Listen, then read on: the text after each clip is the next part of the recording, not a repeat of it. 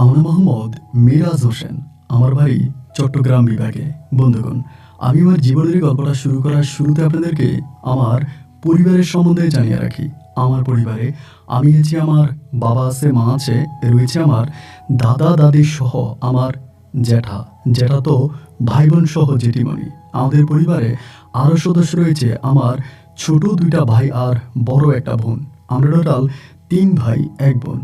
আমাদের পরিবারটা চট্টগ্রাম শহর থেকে অনেক দূরের, সবুজ শ্যামলে করা কোনো এক অজপাড়া গায়ের এক উচ্চ মধ্যবিত্ত পরিবার।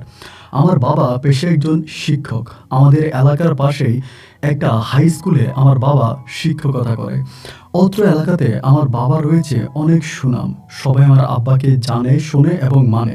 আমার বাবা একজন ন্যায়পরায়ণ মানুষ, যেখানে অনেক সময় দেখা যায় বিভিন্ন মহল্লায় বা বিভিন্ন এলাকাতে আমার বাবাকে মানুষ মেলে দরবারে ডাকে। আমার বাবা মেল দরবারে গিয়ে নিপীড়িত নির্যাতিত মানুষের পাশে দাঁড়িয়ে তাদেরকে উচিত সাক্ষী বা প্রমাণের মাধ্যমে তাদের বিচার এনে দেয় আমার বাবা। অত্র এলাকাতে আমার বাবা যতটা সুনাম রয়েছে, ঠিক ততটাই আমার দুর্নাম রয়েছে। ছোটবেলা থেকে আমি কারো কোনো শাসন মানতাম না, কারো কোনো কথা শুনতাম না। সম্পূর্ণ এক বেপরোয়া জীবনযাপন আমি করতাম। আমি এতটাই দুষ্ট এবং এতটাই খারাপ ছিলাম, সেই ছোট্টবেলা থেকে আমার বাবা আমার নামে বিচার শুনতে শুনতে অতিষ্ঠ হয়ে গিয়েছে। কতদিন যে আমাকে ঘর থেকে বের করে দিয়েছে তার কোনো হিসাব নাই। এভাবে সময়গুলো কাটতে কাটতে একটা পর্যায়ে আমি প্রাইমারি স্কুলের গণ্ডি পার করি। প্রাইমারি স্কুল শেষ করে আমি যখন হাই স্কুলে উঠি, তখন আমার বাবা বেশ টেনশানে পড়ে যায়। যদিও আমার বাবা বলেছিল আমার মাকে, ওরা একটা কাজ করো, আমার স্কুলে ভর্তি করাও না, ও যেহেতু প্রাইমারি স্কুল শেষ করছে ওর নানু বাড়িতে পাঠিয়ে দাও এবং সেখানকারই একটা স্কুলে ও ভর্তি হবে, পড়াশোনা করবে। আব্বা খুব ভয় পাইতো, কারণ আমার আব্বা ওই স্কুলের খুব সম্মানিত একটা ব্যক্তি। আমি যদি ওই স্কুলে যাই বা ওই স্কুলে আমি যদি ভর্তি হই, আমার আব্বা জানে যে আমি এমন কিছু অঘটন ঘটাবো যাতে আমার বাবার তিল তিল করে ঘোরা ওই সম্মান ধূলিসাৎ হয়ে যাবে। যার কারণে বাবা আমারে বলতেছিল যে, আমার মায়েরে বলতেছিল ওরে আমার স্কুলে ভর্তি করায়েন না, ভর্তি করায়ও না। এরপরও আমার মা আমার বাবার কথাকে উপেক্ষা করে বাবার ওই স্কুলে আমাকে ক্লাস 6-এ ভর্তি করায়। আপনি শুনলে অবাক হয়ে যাবেন, বাবা কখনো ক্লাসরুমে আসলে আমাকে পড়া জিজ্ঞেস করতো না, আমার সঙ্গে ঠিকমতো কথা বলতো না। মা আমাকে সবসময় বুঝাইতো যে তোর বাবা তোকে নিয়ে খুব ভয় আছে বাবা, তুই এমন কিছু স্কুলে করিস না যেটার কারণে তোর বাবা এই সমাজে মুখ দেখাতে পারবে না। বাবা না ভালো, তুই এমন কিছু করিস না। আমার মা আমাকে ইনিনয় বিনিনয় করে বারবার বুঝাইতেন, কিন্তু আমি তারপরও মায়ের কোনো কথা শুনতাম না। আমি স্কুলে পড়াশোনা ঠিকমতো করতাম না। প্রত্যেক দিনে আমি কোনো না কোনো স্যারের মাইর খেতাম এবং আমার নামে আমার আব্বার কাছে বিচার যেত। এভাবে সময়গুলো কাটতে কাটতে একটা পর্যায়ে আমি তখন ক্লাস 8-এ পড়ি। আমার ক্লাস 8-এ ক্লাস 8-এ পড়ার ঘটনা। আমি যখন ক্লাস 8-এ পড়ি, তখন আমাদের স্কুলে একজন ম্যাডাম ছিল, যার নাম ছিল সানজিদা ম্যাডাম। তো ক্লাস 8-এ পড়া অবস্থায় সানজিদা ম্যাডাম করছে কি, উনি ইংলিশে ক্লাস নিত, মানে ইংলিশ শিক্ষিকা ছিল। উনি আমাকে একদিন খুব মারছিল, স্কুলে আমাকে অনেকটা মারছে। এবং মারার পরে তখন আমার খুব রাগ হয়েছিল যে ম্যাডাম আমাকে এইভাবে মারলো, সবগুলো ছাত্রছাত্রীর সামনে আমাকে অনেক মারছে। তো মারার পরে আমি ওই দিন করছি কি, টিফিন পিরিয়ডের পরে প্রথম ক্লাসটাই হচ্ছে ম্যাডামের ক্লাস। তো এই টিফিনের পরে আমি ম্যাডামের যে চেয়ারে এসে বসবে, ওই চেয়ারের উপরে 4টা সুইংগাম, মানে 4 থেকে 5টা চুইংগাম আমি চাবিয়ে ওই সুইংগামগুলো এমনভাবে চেয়ারের উপরে বসাই দিই, তা দেখার কোনো ছিল না, এত সুন্দর করে উপর দিয়ে বসাই দিই। তো ম্যাডাম আবার খুব তাড়াহুড়ো করে এসে ক্লাস নিত। ম্যাডাম তাড়াহুড়ো করে আসে এবং এসে ম্যাডাম চেয়ারে বসে যায়। আমি ভেবেছিলাম হয়তো বসার আগে আমি ধরা খেয়ে যাবো, কিন্তু আমি ধরা খাইনি। ম্যাডাম ক্লাস নিচ্ছে এবং ক্লাস নিয়ে ম্যাডাম যখন উঠবে, ঠিক ওই সময়ে হঠাৎ করে ম্যাডামের শাড়ির যে ইয়েটা ছিল, মনে হয় এটা খুব ভালোভাবে পরা হয়নি, শাড়িটা একরকম খুলে গেছে। শাড়ির কুচিটা মনে হয় ভালো হয়নি বা কি জানি না, ম্যাডাম উঠার যখন জোর করে উঠতেছিল তখন শাড়ির ইয়েটা খুলে গেছে। এবং খুলে যাওয়ার পরেই ম্যাডাম তখন চিৎকার দিছে এবং চিৎকার দিয়ে কাপড়টা এভাবে টান দিয়ে ধরছে। তো ম্যাডাম তো চলে গেছে। ম্যাডাম চলে যাওয়ার পরে ম্যাডাম গিয়ে শ্রেণীকক্ষ থেকে বের হয়ে ম্যাডাম তারপর শাড়িটাকে ঠিক করে অফিস কক্ষে গিয়ে বিচার দিল যে এমন এমন ঘটনা। শাড়িটাকে খুব কষ্ট করে টাইনে উঠাইছে। তারপরে এনে আসার পরে তারপর স্যার সবাইকে জিজ্ঞেস করলো, আমার আব্বাই ছিল আর কি, আমার আব্বাই এসে জিজ্ঞেস করছে যে তোমাদের ক্লাসে এই ঘটনা কে ঘটাইছে। ম্যাডাম যে চেয়ারে বসে, ওই চেয়ারের উপরে এভাবে সুইংগাম মেলে দিয়েছে কে, এই ঘটনা কে ঘটাইছে। সবাই যে যার মতো করে বলতেছে, স্যার আমরা তো জানি না, আমরা তো দেখি নাই, মানে সবাই অস্বীকার করতেছে, কেউ তো স্বীকার করবে না, কেউ স্বীকার করেও না। তো ম্যাডাম তখন খুব মানে মানে স্যার তখন খুব রেগে গেল, রেগে গিয়ে সবাইকে মারতে শুরু করছে, মারতেছে মারতেছে মারতেছে। এখন সুইংগাম আমি যে কিনেছিলাম, আমি কিছু সুইংগাম চাবিয়ে চাবিয়ে ম্যাডামের ওই সিটের মধ্যে দিয়েছিলাম, বাকি কয়েকটা সুইংগাম আমার পকেটে ছিল। তো স্যার তখন চালাকি করে করলো কি, যখন আমার মারতেছিল বা ধমকাইতেছিল ওই সময় আমার পকেটে হাত দিয়ে দিছে। মোটামুটি অনেকেরই পকেটে হাত দিছে, আমার পকেটে হাত দিছে পরে তখন সুইংগাম পাইছে, অন্য কারো পকেটে সুইংগাম পায় নাই। তো আমাদের এখানে একজন স্যার ছিল, নিয়াজ স্যার, নিয়াজ স্যারে আমার পকেটে এই জিনিসটা পাইছে, সুইংগামটা পাইছে। পাওয়ার পরে আমার আব্বার এসে বলছে যে দেখেন আপনার ছেলের পকেটে সুইংগামটা পাওয়া গেছে। আমার আব্বা যখন সুইংগামটা হাতে নিছে, হাতে নিয়ে আমি জানি আব্বা আমাকে আস্ত রাখবে না, মেরে ফেলবে। আব্বা যখন আমাকে মারবে আমি তখন ভয় আব্বার কাছে বলেছি যে হ্যাঁ আব্বা সুইংগাম আমি দিছি। আমার আব্বা তখন এতটাই কষ্ট পায়, আব্বার মুখের দিকে তাকিয়ে আমার নিজেরও চোখের পানি বেরিয়ে যায়, মানে আমার আব্বার মুখটা তখন এতটা অসহায় হয়ে যায়। তা আমাদের স্কুলের যিনি হেড স্যার ছিলেন, মানে প্রধান শিক্ষক ছিলেন, তিনি আমার আব্বার দিকে তাকিয়ে বলতেছে, এমন সন্তান দুনিয়াতে আনলাম মিয়া, তোমার তো ফাঁসি দিয়ে মরা উচিত, তোমার তো ফাঁসি দিয়ে মরা উচিত। এগুলো বলতেছে। আমার আব্বা তখন একেবারে অশ্রু সিদ্ধ চোখে ক্লাসরুম থেকে বেরিয়ে যায়। বেরিয়ে যাওয়ার পরে আমি জানি যে আমার জীবনে বড় কোনো অঘটন ঘটতে যাচ্ছে বা আমার আব্বা আমার সঙ্গে এরকম কিছু একটাই করবে। আমি তখন বাড়ি থেকে বেরিয়ে যাই, মানে ক্লাসরুম থেকে বেরিয়ে যাই, বেরিয়ে বাড়িতে চলে যাই। আম্মারে কোনো কিছু না বলে আমি তখন ব্যাগ ট্যাগ নিয়ে সোজা আমার নানু বাড়িতে চলে যাই। তো আমার নানা নানি কিন্তু আমাকে আবার অনেক ভালোবাসতো, অনেক ভালোবাসতো বলে আমি আমার নানা নানির আশ্রয় নিই, তাদেরকে গিয়ে বলি যে এই ঘটনা, আমি তো আমাদের স্কুলে এরকম এরকম ঘটনা ঘটাইছি, যার কারণে আব্বা আমার খুব বকাবাধ্য করছে এবং আমার সঙ্গে এগুলো এগুলো করছে। তো এগুলো বলার পরে আমার নানু আমারে খুব বকলো, আমার নানা ভাইও খুব বকাঝকা করলো যে তুই এটা কেন করলি, কী কারণে করলি, তুই কি বুঝিস নি, এটা তুই ঠিক করিস নাই, এটা করা তো ঠিক হয় না, ভালো হয় না। মোটামুটি আমার সবাই বকছে। সবার বকাঝকা খেয়ে আমি তখন আমার মতো করে নানু বাড়িতে রয়ে গেছি। আমার আব্বা বা আমার পরিবারের কেউ কিন্তু আমার খবর নেওয়ার জন্য আমার নানু বাড়িতে যায় নাই। আমার আব্বা সবার কাছে একটা কথাই বলছে, আমি যে কুলাঙ্গার সন্তান জন্ম দিছি, এরপরে তার মুখটা আল্লাহ কখনো আর আমাকে না দেখাক। তো এই নানু বাড়িতে থাকা অবস্থায় আমার নানু তখন আমাকে করলো কি, একটা মাদ্রাসায় ভর্তি করাই দিছে। তো মাদ্রাসা আমাকে ভর্তি করেছে আমার নানু ক্লাস 7-এ, আমি তো ক্লাস 8-এ পড়তাম স্কুলে। তো মাদ্রাসার পড়াগুলোতে একটু হার্ড, একটু কঠিন। তো এই কারণে একটা ক্লাস ড্রপ দিয়ে আমাকে তখন ক্লাস 7-এ আমার নানু ভর্তি করাই দেয়। তো আমি তখন ক্লাস 7 থেকে আমার নানু বাড়ির মাদ্রাসায় পড়তেছিলাম। তো 7 থেকে ক্লাস 8-এ উঠি। তখন হলো কি, আমার মামি আছে, আমার মামাতো ভাই বোন আছে। তখন আমার মামা বিদেশ থেকে একটা মোবাইল ফোন পাঠাইছে। এখানে একটা কথা বলে রাখি, আমার নানা নানু কিন্তু আলাদা থাকতো, আমার মামি মামাতো ভাই বোন তারা কিন্তু আলাদা থাকতো, মানে আলাদা খাইতো আর কি। তা আমি আমার নানা নানির সঙ্গে থাকতাম, তাদের ঘরেই খাইতাম। পরে আমার মামা আমার নানা নানুর জন্য একটা মোবাইল ফোন পাঠায়। তো মোবাইল ফোনটা পাঠাইছে পরে, তো ফোনটা সবসময় আমার কাছেই থাকতো। আমার নানা নানি তো আর মোবাইল খুব একটা বুঝে না বা চালাইতেও পারে না। তাই মামা যখনই ফোন দিত আমি তখনই আমার নানুরে নিয়ে দিতাম, ও নানু মামা ফোন দিচ্ছে, কথা বলেন। তো এরকম করতে করতে আমার মামার সঙ্গে আমার নানু কথা বলতো। এরকম করে প্রায় অনেকগুলো দিন কেটে যায়।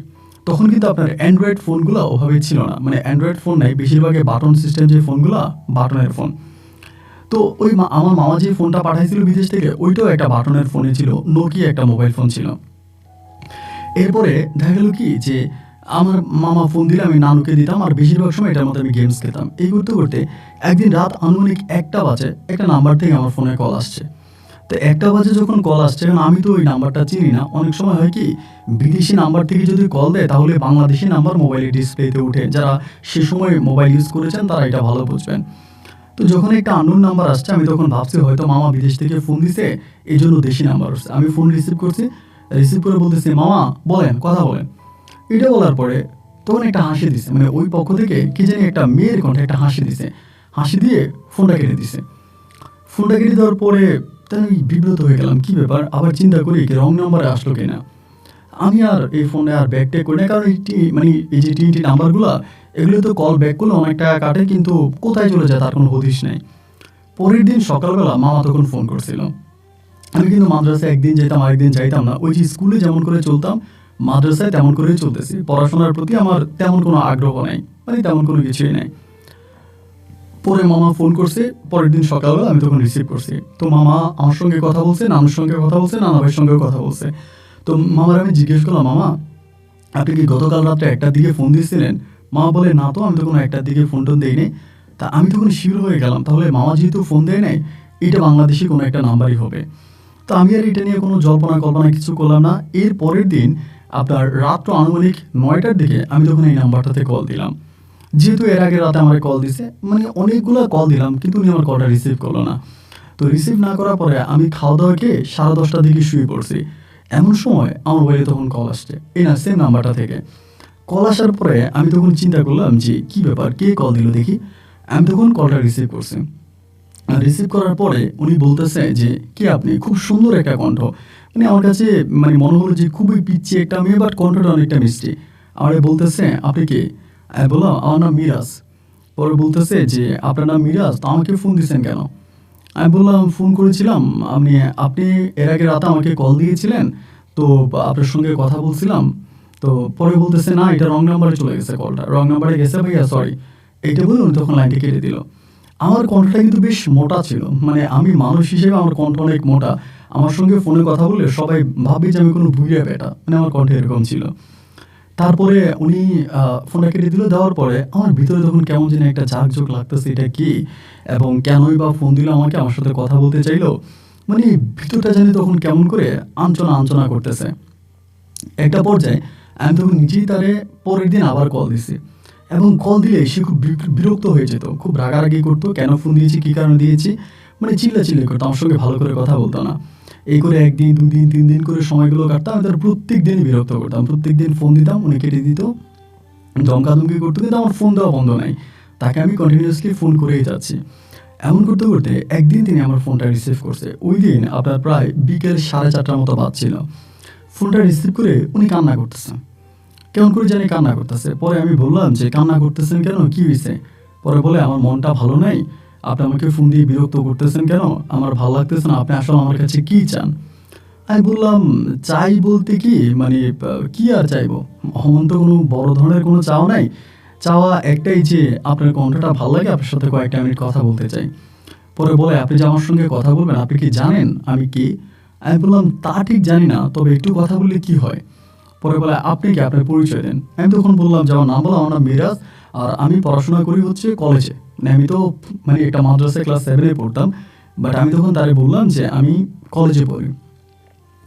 তো পরে বলতেছে আপনি কোন কলেজে পড়েন? আমি তখন আমার কলেজের মানে আমার নানুবাড়ির ওখানে একটা কলেজ আছে, নাম করা একটা কলেজ, সেই কলেজের ঠিকানা দিলাম। পরে বলতেছে যে ও আচ্ছা, তো আপনি কি জানেন যে আমি কে?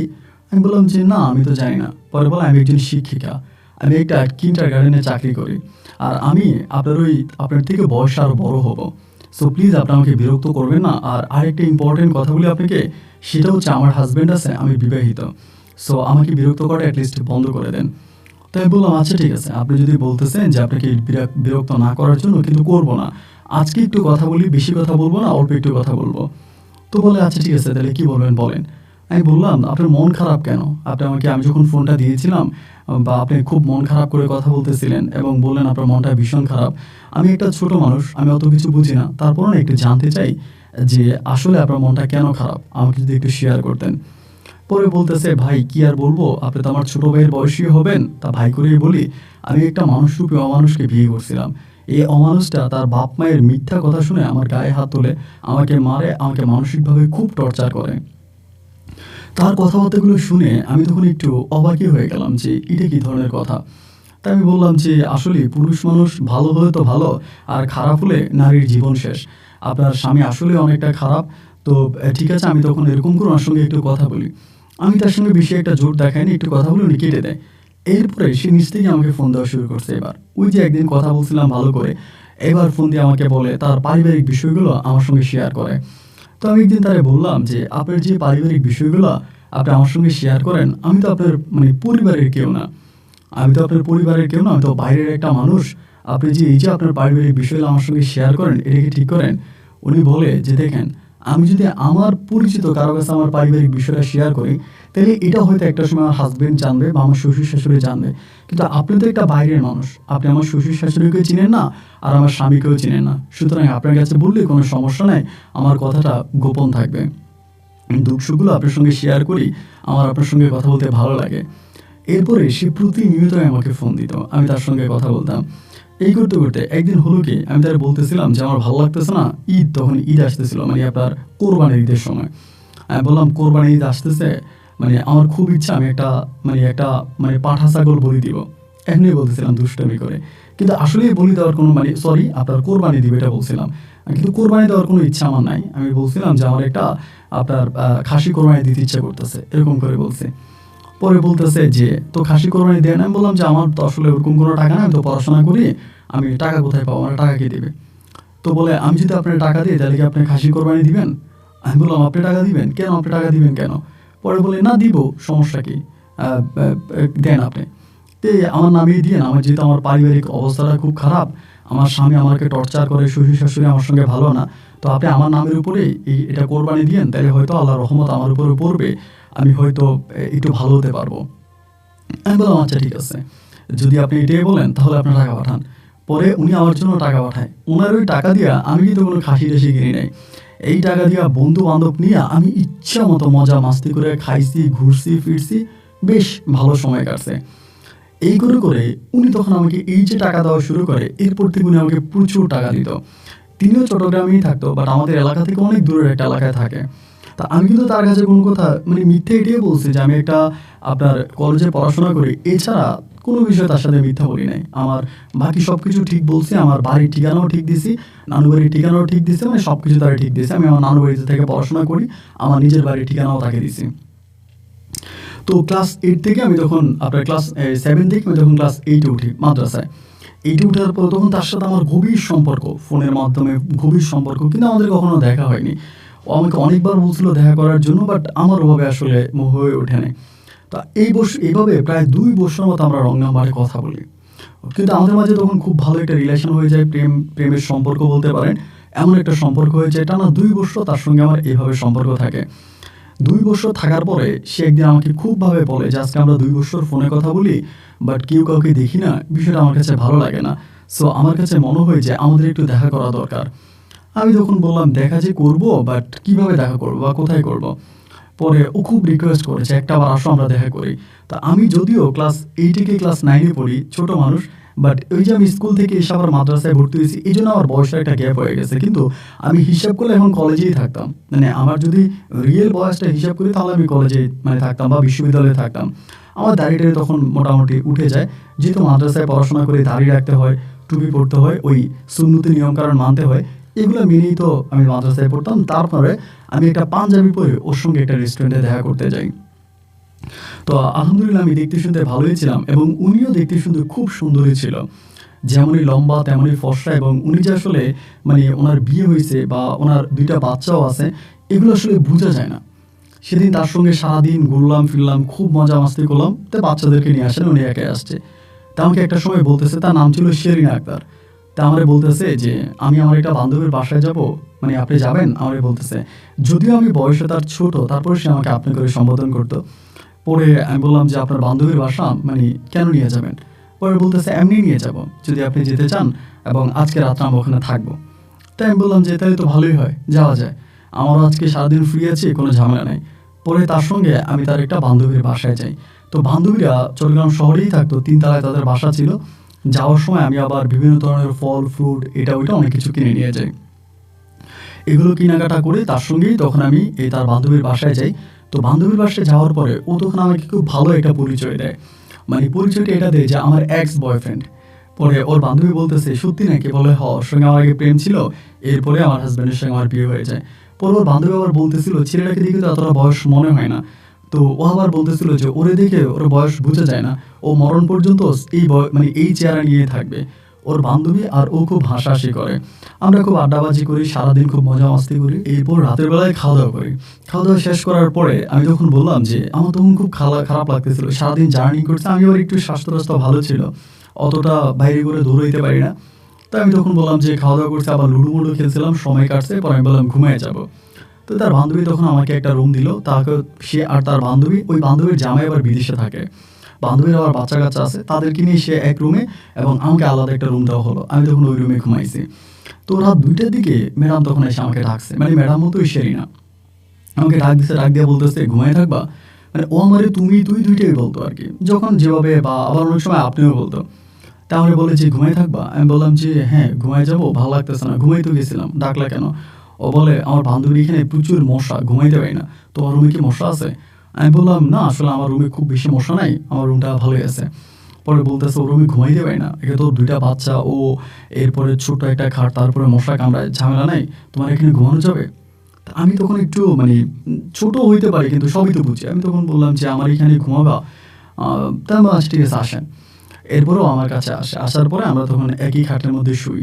তো বুঝতেই পারেন আমার বয়সটা তখন খুব কম ছিল, মানে কি হতে কি হয়ে গেল আমি ঠিক বুঝতে পারি নাই। এবং সেদিন আমাদের এই ধরনের সম্পর্কটা হয় এবং এরপরে সে খুব খুশি হয় এবং তার মতো করে সে চলে যায়। এবং এরপরে সে প্রতিনিয়ত আমার সঙ্গে কথা বলতো, মানে তখন সে আমার জন্য একরকম পাগল হয়ে গেছিল। এবং এরপরে মাঝে মাঝে ওর বান্ধবীর বাসায় চলে যেত আমাকে নিয়ে, আমাকে বলতো তুমি আসো, ওই বান্ধবীর বাসায় যাবো। তা আমি ওই বান্ধবীর বাসায় যেতাম, ওর আমি একসঙ্গে থাকতাম। তা আমার পড়াশোনা তখন মোটামুটি 12টা বেজে যায়, মানে আমি পড়াশোনা করিই না। পরে আমার চিন্তা করছে এভাবে নানু বাড়িতে থাইকা, বাড়িতে থাকলে তো একটু উপকার হয়, আমার বাকি ভাই বোনেরা সবাই পড়াশোনা করে, মানে আমার ছোটো ভাইয়েরা সবাই পড়াশোনা করে, পরিবারের অনেক কাজ থাকে, বাজার সাজার করা থেকে শুরু করে অনেক কাজ থাকে। তা আমার আব্বা তো চাকরি করে, ওনার তো এরকম সময় নেই বাইরে সময় দেওয়ার মতো, আর আমার ভাইরাও পড়াশোনা করে। তা আমার বললো যে বাড়িতে চলে যাওয়ার জন্য। তো আমি তখন পড়াশোনা মানে বন্ধ করে, মাদ্রাসা থেকে বন্ধ করে আমি তখন বাড়িতে চলে যাই। বাড়িতে চলে যাওয়ার পরে সে আমাকে টাকা দিত, আমি তার টাকা দিয়া মজা মাস্তি করে চলতাম। মানে আমাদের গ্রামে যত ছেলে ছিল তাদের মাঝে আমার চলাফেরাই ছিল অন্যরকম। আর ওর কাছে যখন টাকা যেতাম ও তখনই দিয়ে দিত, কারণ তো কিন্ডারগার্টেনে যে চাকরি করতো, ভালো টাকা বেতন পাইতো, এবং তার যেই মানে বাচ্চা কাচ্চা পড়াইতো, অনেকগুলো বাচ্চাকে প্রাইভেট পড়াইতো, সেখান থেকে একটা টাকা পাইতো। মানে সে টোটাল কথা যা ইনকাম করতো তার সবই প্রায় আমাকে দিয়ে দিত। ওই কোনো টাকা নিজের কাছে রাখতো না, সব টাকা আমার কাছে দিয়ে দিত, আর আমি তা 2 হাতে উড়াইতাম। আমার বাবা মাঝে মাঝে আমাকে প্রশ্ন করতো যে তুই এত টাকা কই পাস। আমাকে বলতো যে তুমি টাকাটাকে হিসাব করে রাখো, মেরাজের চলাফেরা বা মেরাজের যে অবস্থা আমার কাছে কিন্তু এগুলো ভালো মনে হইতেছে না, ও মনে হয় কোনো না কোনো একটা অঘটন ঘটায় ফেলবে। আমার আম্মা বলে, আপনি ছেলেটাকে নিয়ে সেই ছোটোবেলা থেকেই খিটামি করতেছেন, ও একটু দুষ্ট কিন্তু মানুষ ভালো। এই করে সময়গুলো কাটতে কাটতে একটা সময় তখন সেরিনা আমাকে বলতেছে যে আমি তো আমার হাজব্যান্ডের সঙ্গে মানে ভালো নাই, অলরেডি আমার 2টা বাচ্চা আছে, এখন তোমার সঙ্গে তো আমার ভালো আছে এবং আমাদের সম্পর্ক বেশ ভালো একটা অবস্থার মধ্যে আছে, এখন আমি কি আমার হাজব্যান্ডকে ছেড়ে দিব? আমাকে বলতেছে। আমি বললাম, আরে না, এটা তুমি কি বলতেছো, তুমি তোমার হাজব্যান্ডকে ছেড়ে দিবে কেন? কারণ আমার কথা হচ্ছে হাজব্যান্ডও থাকুক, ওর হাজব্যান্ডের কাছেই থাকুক, মাঝে মাঝে আমি যাব এবং আমাকে মানে প্রতি মাসে টাকা দিবে, এটাই আমি চাচ্ছি। হাজব্যান্ড থেকে চলে আসো এটা আমি চাই না, বা আমি ওকে বিয়ে করবো তা তো প্রশ্নই আসে না। ওই তখন আমাকে বলতেছে যে আমার হাজব্যান্ডের সঙ্গে আমার বনিবনা হয় না, ওর আমার সঙ্গে ভালো নাই, আমি ওর সঙ্গে ভালো নাই, এভাবে থাকা যায় না, এবং আমার জীবনটা অনেক ডিফিকাল্ট মনে হচ্ছে, আমি এভাবে থাকতে পারবো না, আমি আমার হাজব্যান্ডকে ছেড়ে দিব, আমাকে বারবার এটা বলে। আমি তখন তাকে বারবার জোর দিয়ে একটা কথাই বলি, আরে না, তুমি তোমার হাজব্যান্ডকে ছাড়বা কেন, এসব উল্টাপাল্টা কথা বললো না, তুমি তোমার হাজব্যান্ডকে ছাড়বা না। মানে ওরে আমি বলি তোমার ছাড়ার দরকার নেই, তুমি এটা এটা করো না। ও বলে যে না, আমি আমার হাজব্যান্ডকে ছেড়ে দিব। এই নিয়ে কথাবার্তা হতে হতে একটা সময় ও মোটামুটি একটু রেগে গেছে আমার উপরে, রেগে বলতেছে, আমি যখনই আমার হাজব্যান্ডকে ছেড়ে দেওয়ার কথা বলি তুমি তখনই রেগে যাও কেন, তখনই আমাকে নিষেধ করো কেন? আমি বললাম, নিষেধ করি এই কারণে যে তুমি তোমার হাজব্যান্ডকে তো ছাড়ার কোনো দরকার নাই, হাজব্যান্ডের সঙ্গে থাকো, হাজব্যান্ডের সঙ্গে থাকলে তো আরও ভালো, এটা তো খারাপ কিছু না। ও আমাকে বলে, আমি আমার হাজব্যান্ডের সঙ্গে থাকতে চাই না, তুমি আমাকে জোর করে কি আমার হাজব্যান্ডের সঙ্গে রাখতে পারবা? আমি আমার হাজব্যান্ডের সঙ্গে থাকবো না, আমাকে ছেড়ে দিব। আর আমার এটা ভালো লাগে না, আমার সন্তান 2টা বড় হয়েছে, আমি এখন আমার হাজব্যান্ডের আন্ডারে আছি, আমি প্রায় প্রতি কয়েকদিন পর পর তোমার সঙ্গে যাই, তোমার সঙ্গে থাকি, এইটা আমার কাছে ভালো লাগে না। আমি চাই আমি পুরোপুরিভাবে তোমার কাছে চলে যাব, তুমি তোমার আব্বা আমার সঙ্গে কথা বলো, আমি আমার এই হাজব্যান্ডকে ডিভোর্স দিয়ে আমি আমার বাপের বাড়িতে চলে যাব। আমি ওরে মানা করছি যে না, তুমি এগুলো করো না, এগুলো করার দরকার নাই, এগুলো করলে ঠিক হবে না। পরেও আমার বলতেছে না না না, আমি এটা করবোই করব। এবং শেষ পর্যন্ত ও আমার কথা না ভেবে, মানে আমার কথা চিন্তা না করেই ও তখন করছে ওর হাজব্যান্ডকে ডিভোর্স করে দিছে। হাজব্যান্ডকে ডিভোর্স করে দিয়ে 2টা বাচ্চা রেখে ও তখন ওর বাপের বাড়িতে চলে আসছে। বাচ্চাগুলো অলরেডি তখন বড় হয়ে গেছে, ও তখন ওর বাপের বাড়িতে চলে আসছে। আয়সা আমাকে বলতেছে যে মিরাজ, আমি তো আমার হাজব্যান্ডকে ছেড়ে দিছি, এখন আমি কবে আসবো বা তুমি আমাকে কবে বিয়ে করে নিয়ে যাবা? পরে আমি ওরে বললাম যে সেলিনা, তুমি রাগ করো না, তোমাকে একটা কথা বলি, আমি খুব ছোট একটা মানুষ, আমার ওরকম কোনো বয়স হয় নাই, এখন যদি তুমি আমার সঙ্গে এরকমটা করো যে তুমি আমাকে বিয়ে করতে চাও, আমার আব্বা আম্মাকে রাজি হবে, তারা তো আমাকে এখন বিয়ে করাবে না, আমি এখন অনেকটা ছোট। আর দ্বিতীয় কথা হচ্ছে আমি তো কোনো কাজ কাম করি না, আমি টোটো করে গ্রামগঞ্জে ঘুরে বেড়াই, এবং আমি লাফাঙ্গে একটা ছেলে, So আমার আব্বা আম্মা তো এখন আমাকে বিয়ে করাবে না, আমি তো এখন মানে বিয়ে করতে পারবো না, আমি পরে বিয়ে করবো। ও তখন আমাকে বলতেছে যে তুই কি বলতেছ, আমি অলরেডি আমার হাজব্যান্ডকে ছেড়ে চলে আসছে। তাই আমি বললাম, আমার আব্বা আম্মা তো এখন তোমাকে এভাবে মেনে নিবে না, আমি কি করব? ও বলে, আচ্ছা তোমার আব্বা আম্মা মেনে না নেক, তুমি কি এমন কিছু করতে পারো না যেটা করলে আমরা দুজনে আলাদা থাকতে পারবো? আমি তো ওই কিন্ডারগার্টেনের চাকরি ছেড়ে দিছি, যেহেতু শিক্ষকতায় আমার অনেক ভালো অভিজ্ঞতা আছে, আমি অন্য কোথাও আরেকটা চাকরি নিব। চাকরি নিয়ে তুমি আর আমি একসঙ্গে থাকবো। তুমি একটা কাজ করো, তুমি তোমার বাবার বাড়ি থেকে চলে আসো। পরে আমি বললাম যে না, যদি আসলে ব্যবসা বাণিজ্য করতে পারি তাহলে আমি আমার বাবার কাছে থাকলাম না। আমি তো আগে আমার নানু বাড়িতে ছিলাম, ওখানে ব্যবসার অনেক লাইন আছে। মোটামুটি যদি লাখ পাঁচেক টাকা নেওয়া যায় তাহলে ওইখানে ব্যবসা করা যাবে। ও বলে সত্যি লাখ পাঁচেক নিলে ব্যবসা করা যাবে? আমি বললাম হ্যাঁ, লাখ পাঁচেক হলে ওখানে ব্যবসা করা যাবে। ও তখন বলে দেখো আমার কাছে 3 লাখ টাকা আছে, আর আমি নিলে আমার ফ্যামিলির কাছ থেকে আরও 1 লাখ টাকা ম্যানেজ করে 4 লাখ টাকা ম্যানেজ করে দিলে তুমি কি তোমার নানু বাড়িতে কোনো একটা ব্যবসা দাঁড় করাইতে পারবা, যেটা করলে তুমি আর আমি পরে একসাথে থাকতে পারবো? তখন ভাই আমার ভিতরে পুরো টাকা লোভ ঢুকে যায় যে ও আমার 4 লাখ টাকা দিবে। মানে আমি তখন মানে এই 4 লাখ টাকা কিন্তু তখন বিশাল কিছু, মানে অনেক বড় একটা অ্যামাউন্ট। আমি বললাম যে আচ্ছা ঠিক আছে, যদি তুমি 4 লাখ টাকা দাও তাহলে আমি ব্যবসা দাঁড় করাই, এরপর তুমি আমার কাছে চলে এসো। তখন কিন্তু আমি একটু একটু নেশাও করতাম, মানে নেশা পানিও আমি খাইতাম। তারপরে ও তখন আমাকে বলে ঠিক আছে তাহলে তুমি কবে আসবা? আমার সঙ্গে একটা ডেট ঠিক করে আমি সেই ডেটে যাই, ও আমাকে 4 লাখ টাকা বরাবর দিয়ে দেয়। দিয়ে বলতেছে যে তুমি ব্যবসা দাঁড়াও করাও, ব্যবসা এস্টাবলিশড হোক, এরপরে আমি চলে যাবো। তা আমি আইসে কিন্তু কোনো রকমের ব্যবসা বাণিজ্য কিছু করিনি। টাকাগুলো আনছি, আনার পরে টাকাগুলো খরচ করতেছি। আইসেই প্রথমে একটা বাইক কিনলাম, একটা দামি মোবাইল ফোন কিনলাম এবং কিছু শপিং করলাম। মানে আমার কাছে মনে হয় এই টাকাগুলো খরচ করতে আমার বেশি দিন লাগে নাই। অল্প কয়েকটা মাস, মানে 6-7 মাসের ভিতরে মোটামুটি টাকা ফিনিশ। এই বন্ধুরে ঘুরি কিনে দিই, ওই বন্ধুরে গিফট করি, ওই বন্ধুরে এটা করি সেটা করি, বাইকে তেল পুরে সবাই মিলে ঘুরি, মানে মজা মাস্তি করে মোটামুটি 6-7 মাসের ভিতরেই সম্পূর্ণ টাকা শেষ। ওর আর এক টাকা আমার কাছে নেই। এখনও আমাকে বারবার বলতেছে ফোন দিয়া, তোমার ব্যবসার কি হলো? ব্যবসা কতটুকু হলো? ব্যবসা কি হইতেছে? তুমি কি লাইনে উঠতেছ? আমি কিন্তু আমার বাবার বাড়িতে থাকতে পারতেছি না, আমার কিন্তু চলে যেতে হবে। আমার আব্বা আম্মা কিন্তু আমাকে অন্যত্র বিয়ে দেওয়ার জন্য খুব প্রেশার দিতেছে, আমাকে কিন্তু অন্য কোথাও বিয়ে দিয়ে দেবে। আমি বললাম আরে ধুর, টেনশন করা হয়ে যাবে। এই করতে করতে ও কিভাবে জানি আমি জানি না, আমার আর একটা বন্ধু থাকে, আমার এই বন্ধুর নাম্বারটা ও নিয়ে নেয়। আমার বন্ধুর নাম হচ্ছে মুজাহিদ। ওই কেমন করে জানি মুজাহিদের নাম্বারটা ও নিয়ে নেয়, নাকি মুজাহিদেও আমার কাছ থেকে ওর নাম্বার নিয়ে যায় ফোন থেকে, আমি জানি না। ওই মুজাহিদের সঙ্গে তখন কেমন করে কথা বলার পরে মুজাহিদ তখন তাকে সব কিছু বলে দেয় যে আপনি তো ভুল করছেন, হয়তো আপনার পুরো টাকা দিয়ে নেশাপানি করে শেষ করে ফেলছে, এখন তার কাছে তো আপনার কোনো টাকাই নেই, আপনি তো তার টাকা দিয়ে ভুল করছেন। হয়তো তখন আসমান দেখে পড়ছে, কি বলো, ও আমার সব টাকা শেষ করে বলছে? বলে হ্যাঁ, আপনার কোনো টাকাই ওর কাছে নেই। ও বাইক কিনছে, স্বর্ণের চেন কিনছে, বন্ধু বান্ধব নিয়ে ঘুরছে। ওই তখন করছে কি, আমারও কোনো কিছু বলে নাই। আস্তে আস্তে করে আমাদের পুরো ঠিকানাটা মুজাহিদের কাছ থেকে নিচে নেওয়ার পরে একদিন বুধবারে, আমার মনে আছে বুধবারে আমাদের একটা টুর্নামেন্ট ছিল, একটা ক্রিকেট খেলার টুর্নামেন্ট। আমি ওই বিকালবেলা ওই টুর্নামেন্টে গেছি। যাওয়ার পরে আমার মায়ে তখন আমার ফোন দিচ্ছে, ফোন দিয়ে বলতেছে যে মেরাজ, এমন এমন ঘটনা, এক মহিলা আমাদের বাড়িতে আসছে তোর খোঁজার জন্য। মহিলা বলতেছে তার নাম নাকি হচ্ছে সেলিনা এবং তার সাথে মুজাহিদ আছে। যখন বললো মুজাহিদ তার সঙ্গে আছে, তার নাম সেলিনা, মুজাহিদের সঙ্গে কয়েকদিন আগে আমার ঝামেলা হয়েছে এই বিষয়গুলো নিয়েই, তখন তো আমি শিওর হয়ে গেলাম যে সেলিনা আমার বাড়িতে চলে আসছে। ও যেমনটা বলছে ও তেমনটাই করছে। ভাই আমার তখন আর গলার মধ্যে পানি নেই, এবার আমি কি করব? আমি ওর মায়ের বলতেছি, মা এই ধাক্কায় বের করে দাও, ওরে কেন ঘরে রাখছো? আমার মা বলে এই মহিলা নাকি তোর এই পর্যন্ত 7 লাখ টাকা দিছে। আমি বললাম কি বলো, 7 লাখ টাকা দিছে? মা বলে হ্যাঁ, এই মহিলা কাগজে কলমে তোরে 7 লাখ টাকা দিছে এবং সেই টাকার প্রমাণ তার কাছে আছে। সে যেই মাধ্যমে তোরা টাকাগুলো পাঠাইছি সেই মাধ্যমের প্রমাণ তার কাছে আছে এবং আমাদের এলাকার চেয়ারম্যান মেম্বারকে সে ডাকাইতে আছে, তোর তার বিয়ে করা লাগবে।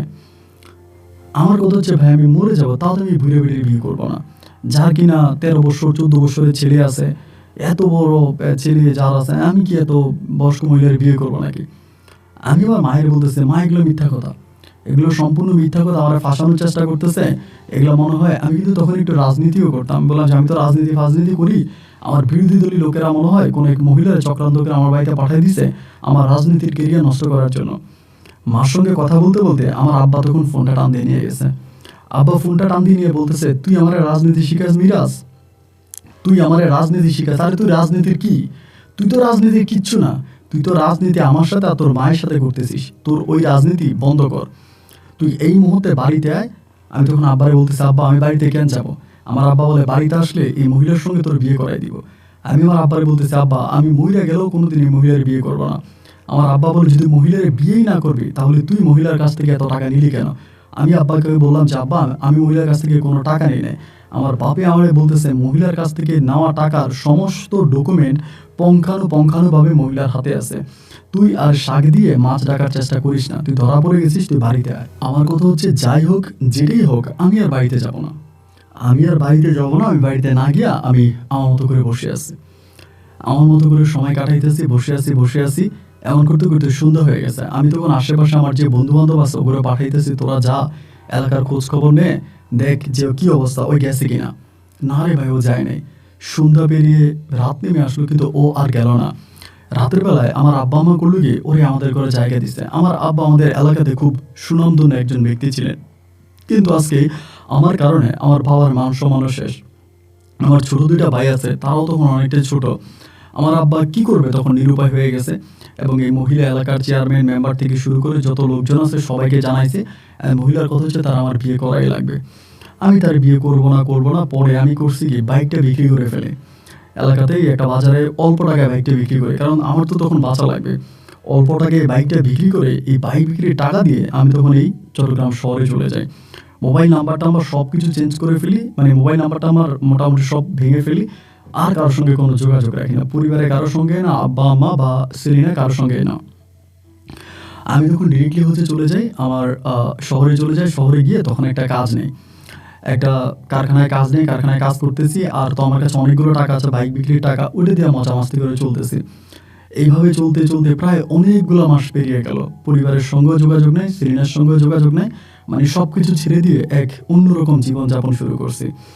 আর কারোর সঙ্গে কোনো যোগাযোগ রাখলাম না, কোনো কথাবার্তা বললাম না। এইভাবে প্রায় দীর্ঘ 1.5 বছর কেটে গেছে।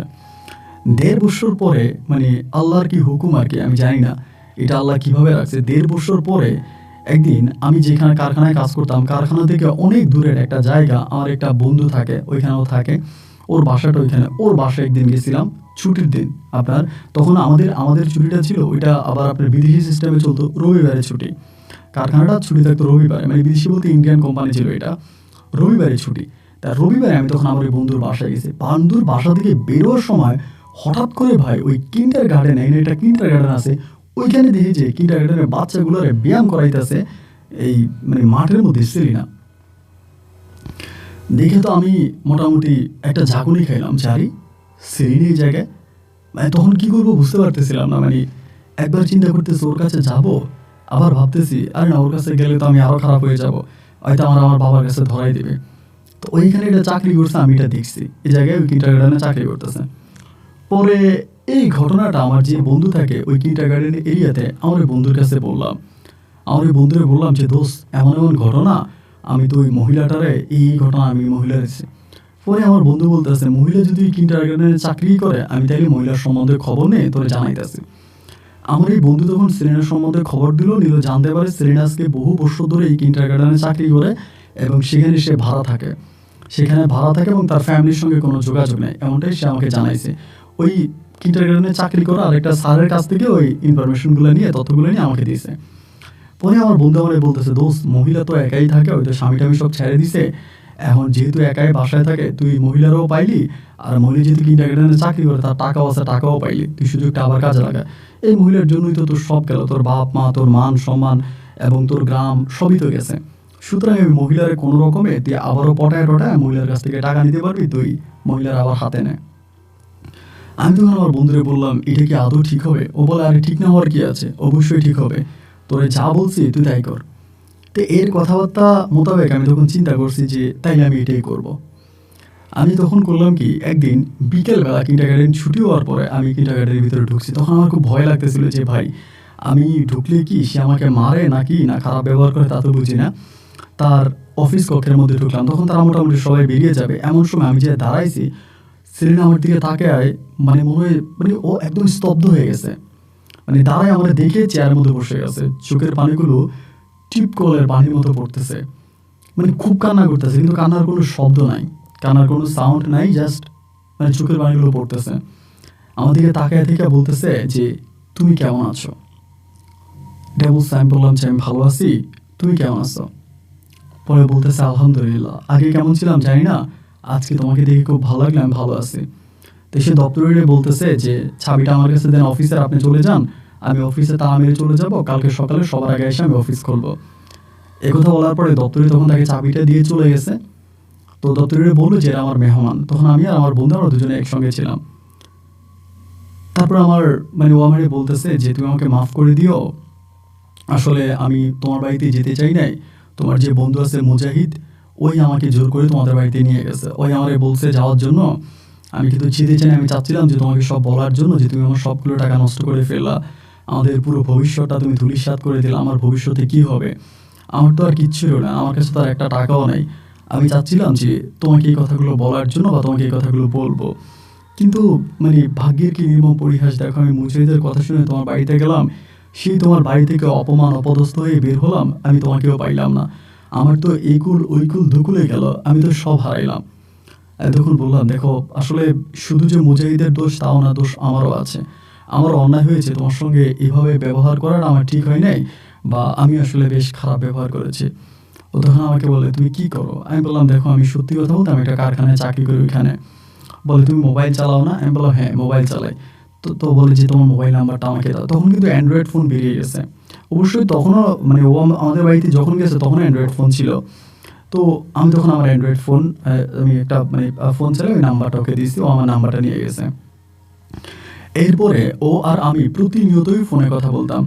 ফোনে কথা বলতে বলতে সে তার দুঃখ সুখ বলতো, তার স্বামীর সঙ্গে তার যোগাযোগ নেই, বাবা মা তাকে ছেড়ে দিছে, বাবা মায়ের কাছ থেকে টাকা নিছে বা ওই টাকা দিতে পারে না, নিজের জমানো টাকা আমাকে দিয়ে দিছে, সব কিছু চালিয়ে সে এখন খুব কষ্টে আছে আমাকে জানাইলো। পরে আমি সে আবারও আগের মতো তার কাছে যাই, তার সঙ্গে কথাবার্তা বলি, এবং সে যেখানে চাকরি করে সেখানে যাই, বাচ্চাদের সঙ্গে দুষ্টামি করি, এবং এরকম করতে করতে মোটামুটি আমি তার প্রতি অনেকটা দুর্বল হয়ে গেছি।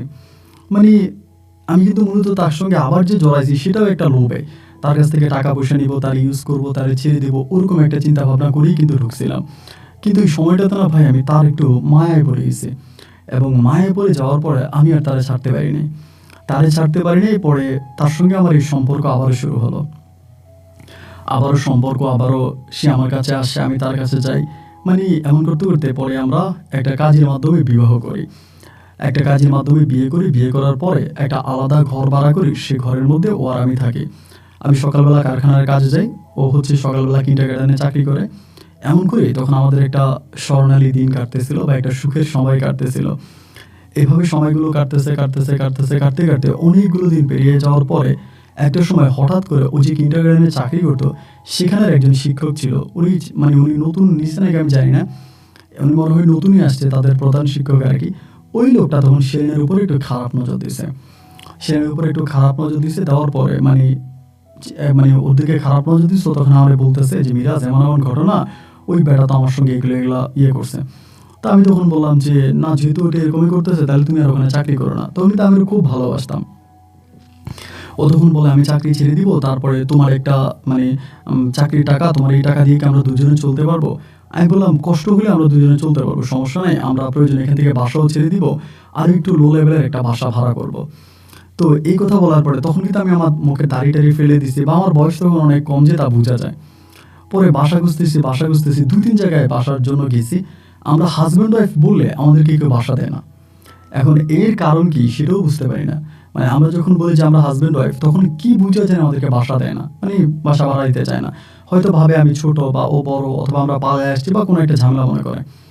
এই করতে করতে একদিন ও আমাকে বলতেছে যে মিরাজ তোমার একটা কথা বলি, আমরা বাসার ভিতরে কি করি এটা তো আর বাইরের লোকেরা কেউ দেখবে না, আমি বলি যে তুমি আমার ছোট ভাই, এই কথা বলে আমি বাসা নিই, তাহলে বাসা পাবো, এছাড়া আমাদেরকে কেউ হাজব্যান্ড ওয়াইফ হিসাবে বাসা দিবে না। তো কেন বাসা দিচ্ছে না ভাই সেটাও বুঝতে পারি না। পরে আমি তার ওই প্রস্তাবে রাজি হলাম যে ঠিক আছে, তাহলে আমি তোমার ছোট ভাই পরিচয় নিয়ে তখন তুমি বাসা নাও।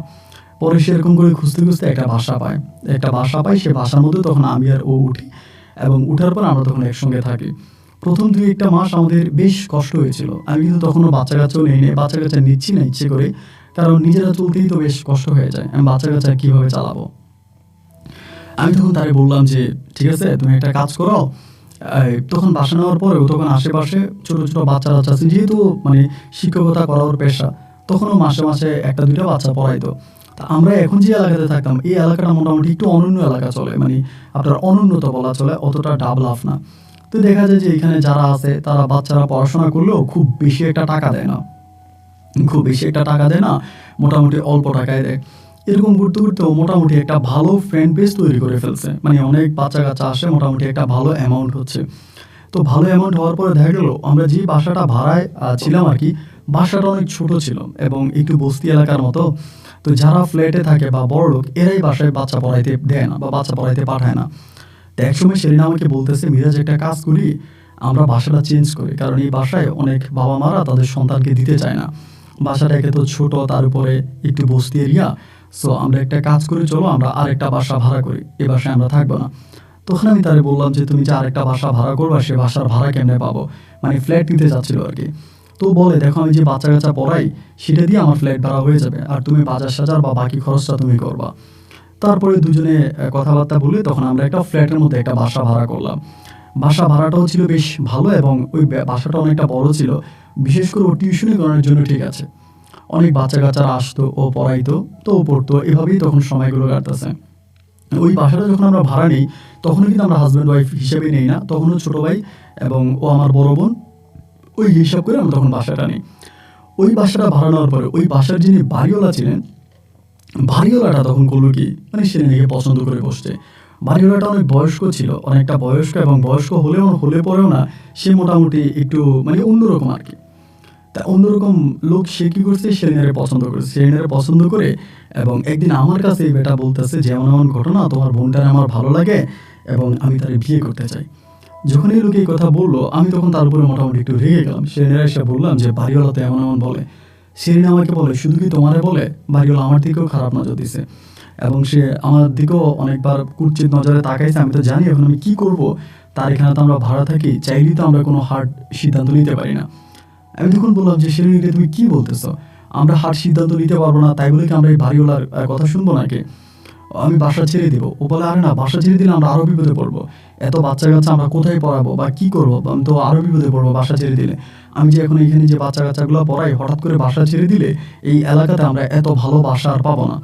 এই বাসাটা অনেকটা বড় আছে, সো এই বাসাটাই আমরা থাকবো।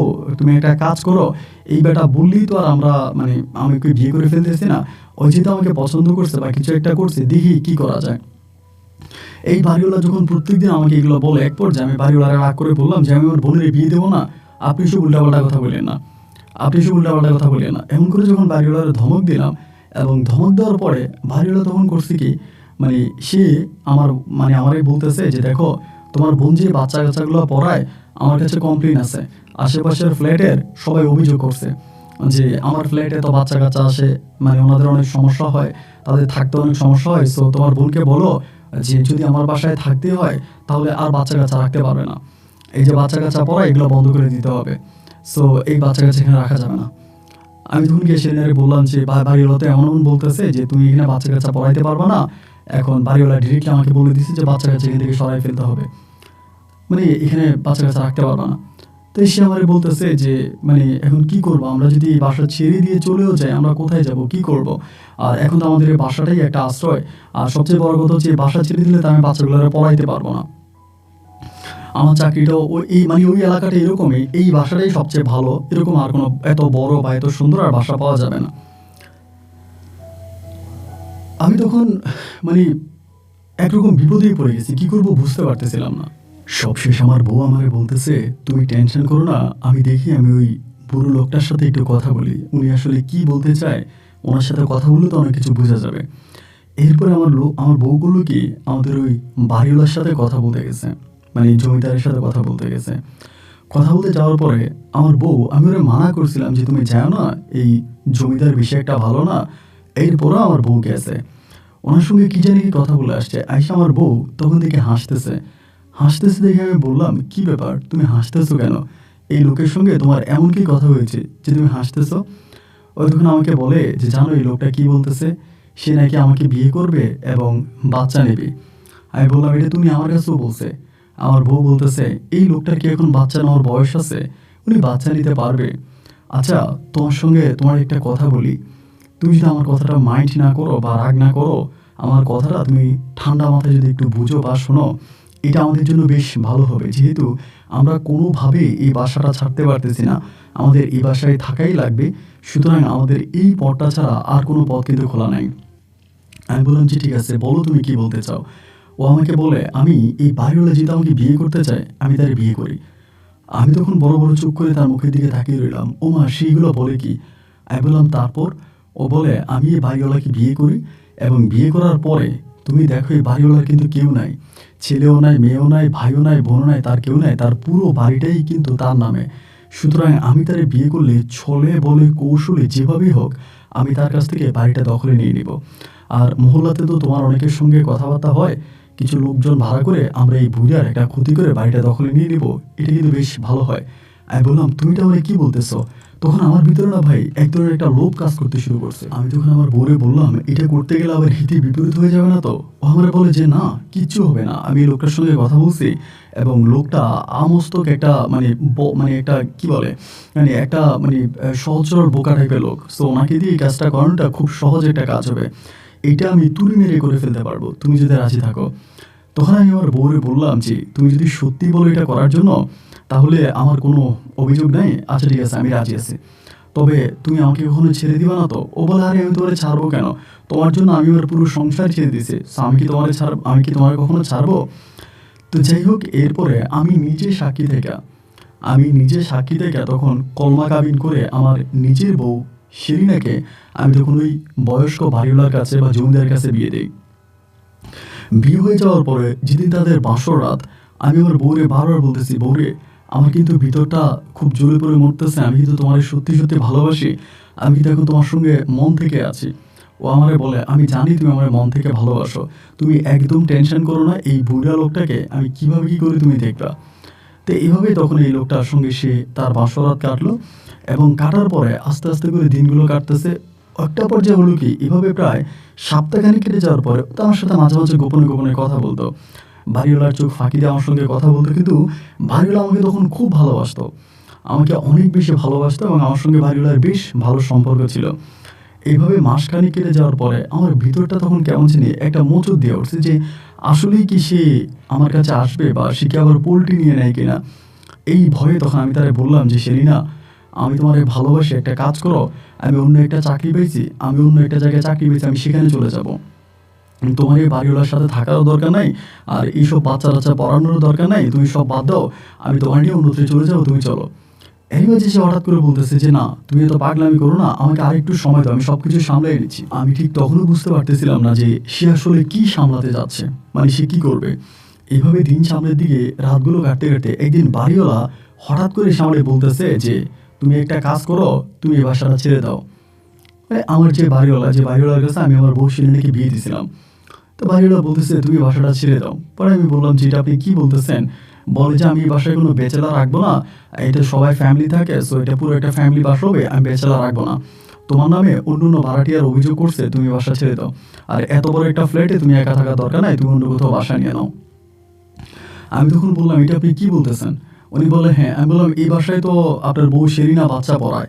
উনি বলে সমস্যা নাই, শেরিনা এখন আমার বাসায় বাচ্চা পড়াবে, এই বাসায় আরও আসবে না, তুমি এ বাসায় ছেড়ে দাও। আমি জাস্ট তখন অবাক হয়ে গেলাম যে আমার সঙ্গে এরকমটা কেন করতেছে, আমি কোনো কিছু বুঝতে পারতেছিলাম না। আমি বাড়িওয়ালায় বললাম যে আপনি যে আমার সঙ্গে এগুলো করতেছেন আমার সত্যি অনেকটা কষ্ট হচ্ছে এবং আমি এগুলো মানতে পারতেছি না। উনি বলে তুমি বাসা ছেড়ে দাও, এবং এরকম করে উনি ঠিকই আমাকে বাসা থেকে বের করে দিল। বাসা থেকে বের করে দেওয়ার পরে আমি আর শিরিনার সঙ্গেও ফোনে কোনো যোগাযোগ করতে পারি না। ওর সঙ্গে ফোন দিলে ও তখন একটা সময় করলোকে আমার নাম্বারটা ব্ল্যাক লিস্টে দিয়ে দিল, মানে সে আর আমার সঙ্গে কোনো যোগাযোগ রাখলো না, আমার সঙ্গে আর কোনো কথা বললো না। এবং একটা পর্যায়ে আমি পুরোপুরি শিওর হয়ে গেলাম যে শেরিনা আমাকে ছেড়ে ওই বাড়িওয়ালার ফাঁদে পড়ে গেছে এবং সে বাড়িওয়ালার সঙ্গে খুব ভালোভাবে সংসার করতে চায়, বাড়িওয়ালার সঙ্গে থাকতে চায়।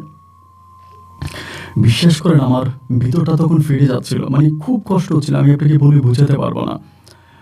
আমি এই বাড়িওয়ালার বাসার সামনে আসলে পরে বাড়িওয়ালা দারোয়ান দিয়া আমার কুকুরের মতো ধুর করে এখান থেকে তাড়াই দিত এবং আমার সঙ্গে খুবই খারাপ ব্যবহার করতো, যেটা আমি আপনাকে বলে বোঝাতে পারবো না। এবার আমি চাকরি বাকরি ছেড়ে শুধু এই শিরিনা করে রাস্তায় ঘুরতেছি, আমার নাও নাই, খাওয়া নাই, ঘুম নাই, আমি একটা পাগলা কুকুরের মতো হয়ে গেছি। কার কাছে যাব, কাকে বলবো? তখন আমি কোনোভাবে শিরিনার ধারের কাছেও যেতে পারি না। শিরিনা যে বাসায় থাকে তার বাসার নিচে দারোয়ান, যে বাচ্চারা ওর কাছে পড়তে যায় ওই বাচ্চাদের সঙ্গে কোনো কথা বলে বাচ্চারা আমার সঙ্গে রাস্তাঘাটে কথা বলে না। আর শিরিনাও তখন আস্তে আস্তে করে টিউশনি করা কমিয়ে দিচ্ছে, যেই টিউশনি করার জন্য সে বাড়িওয়ালাকে বিয়ে করলো, যেই টিউশনি করার জন্য সে বাড়িওয়ালার এই বুইরা বাড়িওয়ালায় মেনে নিল, সেলিনা এখন সেই টিউশনি আস্তে আস্তে ছেড়ে দিচ্ছে। একটা পর্যায়ে ও সম্পূর্ণভাবে বাচ্চা পড়ানো বন্ধ করে দিয়েছে। আমি তখন খারাপ রাস্তায় চলে গেছি। খারাপ রাস্তায় বলতে এলাকার যে খারাপ ছেলেপেলেরা আছে ওদের সঙ্গে চিন্তাই করতাম, ডাকাতি করতাম এবং এরকম করতে করতে খুব খারাপ একটা অবস্থানে চলে যাই। খারাপ একটা অবস্থানে চলে যাওয়ার পরে আস্তে আস্তে করে আমি ওই মহল্লাতেই মানে ওই এলাকাতেই একটা টিম গঠন করি। একটা টিম তৈরি করি। আমার টিমে অনেক পোলাপান থাকে যারা চিন্তায় রাহাজানি সহ বিভিন্ন ধরনের কাজ করতো। এবার আমি ওই টিম লিডার হয়ে যাই। আমার আন্ডারে তখন ২২ থেকে ২৩ জন পোলাপাইন রয়েছে। একটা সময় আমি তখন তাদের সঙ্গে আমার এই দুঃখের কথোপকথনগুলো শেয়ার করতে শুরু করি। আমার বউ শেরিনা আমার সঙ্গে যা করেছিল যা, এবং এই বুইড়া বাড়িওয়ালা আমার বউ শেরিনাকে আমার কাছ থেকে কেড়ে নিয়েছে। এগুলো বলার পরে একটা পর্যায়ে আমার যে যারা আমার সঙ্গে কাজ করতো ওরা বললো, ভাই এটা কোনো বিষয় হলো, ওই মহিলার উঠে নিয়ে আসি। আমি বললাম, আরে সবসময় বাড়িওয়ালা তারা পাহারায় রাখে, তার উঠে আনা সম্ভব না। ওই মহল্লার একটা ছেলে বলতে আছে, ভাই আপনি শুধু রাজি থাকেন, ওর এই ২ দিনের মধ্যে উঠে নিয়ে আসবো। আমার তাহলে ঠিক আছে, যদি উঠে আনতে পারো আমার আর কোনো ইয়ে নাই। ঠিক তারই অবশ্যই এই জিনিসগুলো আমি কিন্তু একদিন ২ দিনে করিনি। বছরের পর বছর, বছরের পর বছর শ্রম দিয়ে কিন্তু আমি এই জায়গায় আসছি। আমি আপনাকে জাস্ট সংক্ষেপ করে বলতেছি। তারপরে একটা পর্যায়ে হলো কি, তারা শিরিনাকে ঠিকই ঘর থেকে উঠে নিয়ে আনে। কীভাবে আনে সেটা আমি জানি না। একদিন দুপুরের কাছাকাছি তারা শিরিনাকে নিয়ে আমার বাসায় হাজির, এবং আমি তো শিরিনাকে দেখে অবাক। আরে নিয়ে আসছে, কীভাবে উঠে আনছে জানি না। পরে আমি যে রুমে থাকি ওই রুমের মধ্যে ওরা হাত পা বাইতে নিয়ে আসছে। আমার তখন ওর উপরে এত রাগ হয়েছে যে আমি আপনাকে বলে বুঝাতে পারবো না। আমি জীবনে কাউরে এভাবে মারি নাই। ওরা আমি ওইখানে যেভাবে মারছি, কুকুরের মতো পিটাইছি। এবং পিটানোর পরে আমি বললাম, তুই আমার সঙ্গে এইভাবে বেইমানি করলি, তুই আমার জীবনটা নষ্ট করলি, আমার আমার আমার সুন্দর ভবিষ্যৎ, আমার ব্রাইট ফিউচারটা তুই এইভাবে ধ্বংস করে দিলি। ও তখন আমারে বলতেছে, আমি তো তোমার কোনো ফিউচার নষ্ট করি নাই, তোমার ফিউচার তো তুমি নিজেই নষ্ট করছো, তুমি তো নিজেই নষ্ট করছো, আমি তো কিছু নষ্ট করি নাই। আমি তো তোমার সাথে ভালোভাবেই থাকতে চাইছিলাম। তুমি তো আমাকে আমার স্বামীর সংসার থেকে নিয়ে আসলা, আমাকে আমার কাছ থেকে লক্ষ লক্ষ টাকা নিলা, আমাকে রাস্তায় নামাই দিলা, তুমি তো আমার সঙ্গে এগুলো করছো, আমি তো কিছু করি নাই। আমি বললাম, তুই ওই বুইড়া বেটারে বিয়ে করছিলি কেন? তুই না বলছিলি যে বুইড়া বেটারে বিয়ে করে তুই তার কাছ থেকে জমি নিবি, এরপরে তার কাছ থেকে সব কিছু তুই নিয়ে নিবি, এরপরে তুই এই বুইড়ার সঙ্গে কেন থাকলি? ওই তখন আমারে বলতেছে, দেখো আমি অনেক ভেবে চিন্তে দেখছি, এই লোকটার আগে পিছিয়ে কেউই নেই এবং তিনি খুব সহজ সরল বোকা একটা মানুষ। আমি চিন্তা করছি, তুমি চাইলেই যে কোনো একটা মেয়ের বিয়ে করতে পারবা, তুমি দেখতে সুন্দর সুন্দর এবং তুমি সুন্দর, সব থেকে তুমি ঠিক আছো। সো আমার এই বুড়ো বয়সের জীবনটা আমি আর তোমার সঙ্গে নিতে নিতে চাচ্ছিলাম না। আমি তোমাকে নিয়ে কোনো একটা জায়গায় গেলে কেউ হচ্ছে মানে আমাদের সম্পর্কটাকেই মেনে নিতে চায় না, কেউ আমাদেরকে ভালো চোখে দেখে না, সবাই আমাদেরকে খারাপ চোখে দেখে এবং বিভিন্ন ধরনের বাজে কথা আমাদেরকে নিয়ে বলে। সো এইটা আর আমার ভালো লাগতেছিল না, যার কারণে আমি চাচ্ছিলাম যে তুমি একটা বিয়ে করো এবং বিয়ে করে তুমি তোমার বউ নিয়ে আরাম আয়েশে থাকো এবং আমি এই বুড়ির সঙ্গে আমার জীবনটা কাটাই দিই। আমি তখন তারে বললাম যে, সেলিনা তোমার এই ভালোবাসেই কিন্তু আমি এসব কিছু করছি, আজকে তুমি আমার এইসব কথা বলতেছো। তো তখন মোটামুটি অনেকটা ইমোশনাল হয়ে পড়ে। ও বলে, আমি কি করবো ঠিক বুঝতে পারতেছি না, কিন্তু আমি বুড়োকে ছেড়েও আসতে পারি না। আমি তখন তারে বললাম, সেলিনা আমি তোমার ছাড়বো না। আমি এই ঘরের ভিতর তখন সেলিনাকে আটকায় রাখতাম, ওর সাথে শারীরিক সম্পর্ক করতাম। ওর সঙ্গে কিন্তু আমার কোনো তালাক হয়নি, কোনো ডিভোর্স হয়নি, কোনো কিছুই হয়নি। আমি ওর স্বামী থাকা অবস্থায় কিন্তু বুইড়াকেও বিয়ে করে ফেলে। যাই হোক, সবশেষ দেখা গেলো যে আমার সঙ্গেও থাকতেছে। আমি কয়েকদিন ওকে বাইদা বাইদা রাখছি। একটা পর্যায়ে দেখলাম যে না, ও অনেকটা ফ্রি হয়ে গেছে এবং এই বুইড়ার কাছে তখন আরও যায় না। পরে আমি ওরে নিয়ে আমার বাসার মধ্যে আমি বেশ ভালোভাবে আছি। এক পর্যায়ে অনেক ঝামেলা হয় এবং একটা পর্যায়ে বুইড়া থানায় অভিযোগ করে আমার নামে। তো অভিযোগ করার পরে সেখানে একটা মামলাও হয়। মামলা হলে পরে আমি তখন পুলিশের কাছে সে যে আমার বউ ভাগে, আমি তার বিয়ে করছি, আমি উল্টো ওই বুইড়ার নামে মামলা করি। সে জোর করে আমার বউরে নিয়ে গেছে, কারণ আইনত আমি তার বউ। সেদিন আদালতে আমার বউ সেলিনা আমার পক্ষে দাঁড়িয়ে কথা বলে, সে আমার সাপোর্টে কথা বলে, আমি তার হাজব্যান্ড এবং তার সঙ্গে আমার সম্পর্ক, এই বুইড়া তাকে ফোর্স করে জোর করে বিয়ে করছে। এগুলো যখন আদালতের সামনে সেলিনা অকপটে স্বীকার করে, তখন আমি বুঝে গেলাম যে সেলিনা আসলে আমাকেই ভালোবাসে। এই সব কিছু ভুলে আমি তখন সেলিনার সঙ্গে থাকতে শুরু করলাম। তখন আমার একটাই কাজ, একটাই পেশা। রাত নামার সঙ্গে সঙ্গে আমরা অটো রিক্সা নিয়ে এটা নিয়ে ওইটা নিয়ে বেরোতাম এবং এখানে সেখানে চিন্তায় ডাকাতি থেকে শুরু করে যত ধরনের কাজ করতাম, এই সব কিছু আমি করে বেড়াতাম। কিন্তু ফেসবুকে আমার অন্য একটা পরিচয় ছিল। আমি ফেসবুকে আমার আইডির নাম ছিল লিওনেন। আমি লিওনেল মেসিকে অনেক পছন্দ করতাম, আর্জেন্টিনার খেলোয়াড়। তো আমি এই তার নামের উপরেই আমি একটা ফেসবুক অ্যাকাউন্ট খুলি এবং সেই অ্যাকাউন্টে আমি আর্জেন্টিনার জার্সি পরে তারপরে বিভিন্ন ধরনের ছবি আমি সেখানে পোস্ট করি। এই করতে করতে আমাদের ঘরে একটা ছেলে সন্তান হয়, মানে সেলিনার একটা ছেলে হয় এবং ছেলেটাও দেখতে শুনতে বেশ মাশাআল্লাহ অনেকটা সুন্দর হয়। ছেলেটা হওয়ার পরে সেলিনা আমাকে বারবার বলতেছিল যে ছেলেটা অনেক অসুস্থ হয়, মানে হওয়ার পরে খুব অসুস্থ থাকে। ছেলেটা বাঁচবে ডাক্তার এটা বলে নাই, বলছে ছেলেটা মারা যেতে পারে, ছেলেটার শারীরিক কন্ডিশন খুব খারাপ। তো সেলিনা তখন আমাকে বারবার বলতেছে তুমি এই খারাপ পথ থেকে চলে আসো, এই মানে মানুষের সঙ্গে এগুলো করা তুমি বাদ দিয়ে দাও, তুমি ভালো হয়ে যাও। আল্লাহ আমাদেরকে একটা পুত্র সন্তান দিছে, আমরা তারই নিয়ে বাকি জীবনটা অনেক ভালো থাকবো, তুমি এগুলো ছেড়ে দাও, তুমি আরে খারাপ লাইনে থাকো না। কিন্তু আমি সেলিনার কোনো কথাই শুনি নাই। ওরে তখন আমি মানে আমার আন্ডারে তখন হাজার হাজার পোলা পাইন, আমি চিন্তায় ডাকাতি মাকাতি করি, ভালো টাকা ইনকাম করি, তখন আমি ওর কথা শুনি নাই। এইভাবে প্রায় 7 মাসের মাথায় আমার ওই সন্তানটা মারা যায়। সন্তানটা হওয়ার 7 মাসের মাথায় সন্তানটা মারা যায়। মারা যাওয়ার পরে সে তখন মানসিকভাবে অনেকটা ভেঙে পড়ে। আমি তারে বলছি সমস্যা নাই, আমরা আবারও বাচ্চা কাচ্চা নিব, তুমি টেনশন করো না। এইভাবে দিন আর রাতগুলো কাটতেছে। কাটতে কাটতে ফেসবুকে তখন হঠাৎ করে আমার ইতালির একটা মেয়ের সঙ্গে পরিচয় হয়। মেয়েটার নাম ছিল লিমা খান, তার ফেসবুক অ্যাকাউন্টের নাম। ফেসবুকে তার সাথে চ্যাটিং করতে করতে তার সঙ্গে পরিচয় হয়। মেয়ের ফ্যামিলি হচ্ছে ইতালিতে থাকে এবং মেয়েটা দেখতে শুনতে বেশ সুন্দর। মেয়েটার আগে একটা বিয়ে হয়েছিল, কিন্তু যে কোনোভাবে স্বামীর সঙ্গে ডিভোর্স হয়ে যায়, বাট মেয়েটা খুবই সুন্দর। তো আমি তখন মেয়েটার সঙ্গে কথাবার্তা বলি এবং আমি বলি ঢাকায় আমার বাবা আছে, মা আছে, তারা ব্যবসা বাণিজ্য করে, তারা অনেক বড় লোক। এই সেই কথাবার্তা বলে আমার তখন এই মেয়েটার সঙ্গে একটা মধুর বা প্রেমের সম্পর্ক শুরু হয়ে যায়। এটা আমার বউ সেলিনার অবর্তমানে। আসলে যখন সেলিনা ওই বুইড়াকে বিয়ে করে ফেলছে, তখন আমি সেলিনার জন্য পাগল হয়ে গেছিলাম। আমি সেলিনাকে ছাড়া আর কোনো কিছুই বুঝতেছিলাম না। কিন্তু যখন আমি বুইড়ার কাছ থেকে সেলিনাকে আবার আমার কাছে নিয়ে আসলাম, এই সময়টাতে সেলিনাকে আমার ভালো লাগতো না। এবং বাচ্চা কাচ্চা হওয়ার পরে ওর পেট বড় হয়ে যায় এমনির সামনে, ওরে আর আমার কাছে এক বিন্দু পরিমাণেরও ভালো লাগে না, মানে আমি ওকে সহ্যই করতে পারি না।